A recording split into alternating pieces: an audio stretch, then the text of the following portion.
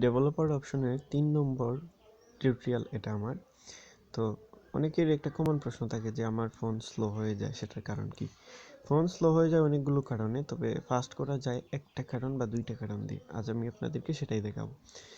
তো phone slow হওয়ার পেছনে অনেকগুলো কারণ থাকে, তার মধ্যে এই হচ্ছে একটা, যে প্রথমে ডেভেলপার অপশন অন করবেন। আর ডেভেলপার অপশন অন করার পদ্ধতিটা যদি জেনে না থাকেন তাহলে আমার আগের ভিডিওতে দেওয়া আছে, ডিসক্রিপশন বক্সেও দিয়েও দেবো, আপনারা দেখে নেবেন।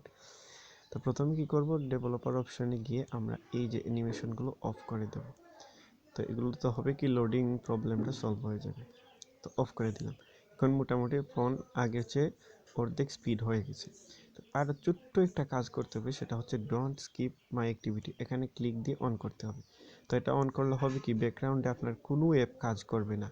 এখানে দিয়ে আপনি স্ট্যান্ডার্ড লিমিট দিতে পারেন, যেমন আপনি দুইটা অ্যাপস একসাথে চালাতে চান তো এই দুইটা দিয়ে দেবেন, 3টা 4টা। আর যদি চান যে না একটাই চালাবো, পেছনে কোনো অ্যাপ চলবে না, আমার ফোন কোনো সমস্যা করবে না, তাহলে এই অপশনটা চালু করবেন।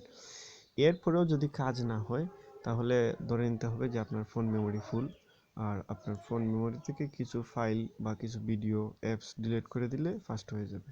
ধন্যবাদ সবাইকে।